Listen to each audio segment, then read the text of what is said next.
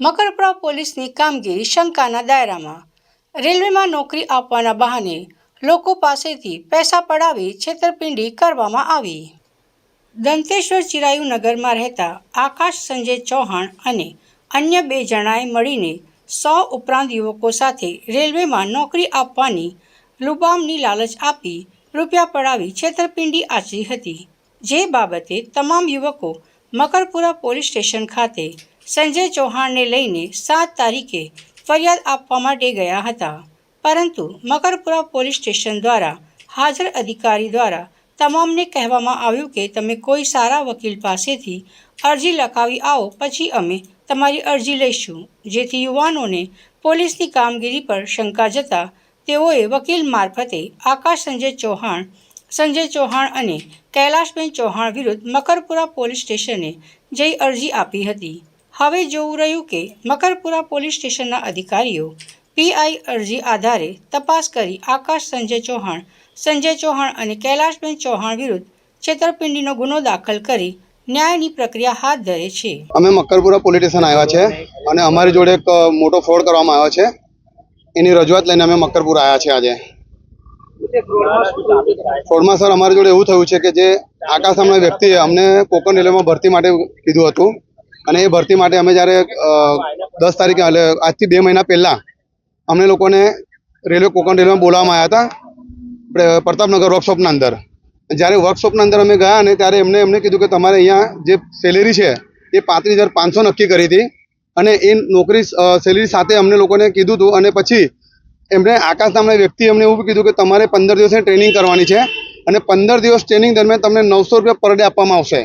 આવી તેને વાત કરી હતી. અને 15 દિવસ પછી તમને આવશે ઓફર લેટર અને એ ઓફર લેટર પછી બીજા 15 તમને આવશે આઈ કાર્ડ અને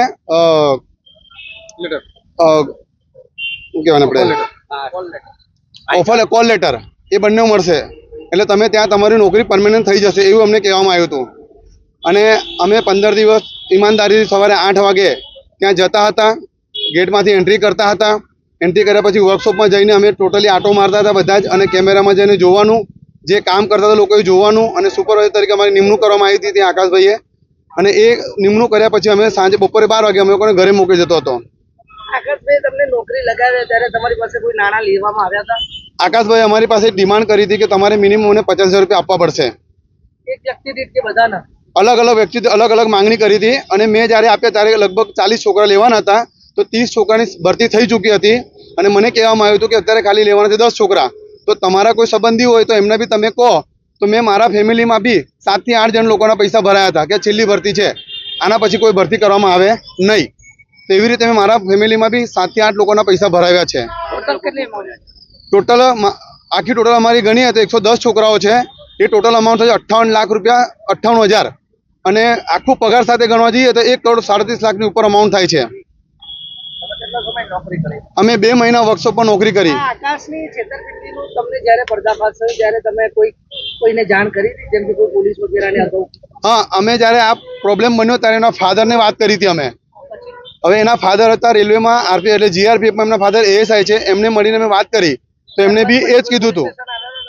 ના, ત્યારે પોલીસ સ્ટેશન નથી આવ્યા, ત્યારબાદ બી નથી આવ્યા. પણ ત્યારબાદ અમે લોકો ત્યાં વર્કશોપમાં ગયા હતા એના ફાધર જોડે.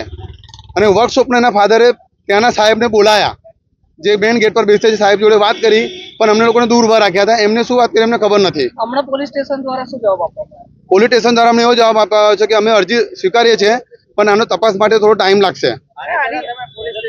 હા, અમે 7 તારીખે જ્યારે પગાર નહોતો આપ્યો ત્યારે આકાશને અમે પોલીસ સ્ટેશન લઈને આવ્યા હતા.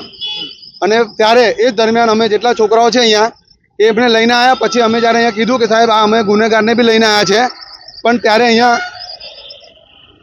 ત્યાંના અધિકારી જે બેઠા છે એમને કીધું કે તમે વ્યવસ્થિત અરજી કરીને લાવો, એટલે વકીલ થ્રુ અરજી કરીને આપો ત્યારે અમે આગળ કાર્યવાહી કરીશું એવું કહેવામાં આવ્યું હતું. મારું નામ સુનિલ કામડી. આરોપીનું નામ છે આકાશ સંજય ચૌહાણ અને ફાધર નામ છે સંજય ચૌહાણ. છે મારી પાસે ફોટો છે. એવું કહી શકાય કે રેલવેની નોકરીની આડમાં તમારી સાથે ચીટિંગ કરવામાં આવી છે? હા, મને એવું લાગે છે કે બાપ દીકરા બંને મળેલા છે આમાં. કે અમને ગોળ ગોળ ફરાઈ રહ્યા છે અત્યાર સુધી બી બીજા યુવાનો ભોગ બનેલા છે. બધા બહુ યુવાનો બન્યા છે સાહેબ ભોગમાં. અહીંયા એવા બી યુવાનો છે જેમને 1.5 લાખ રૂપિયા કેશ આપેલા છે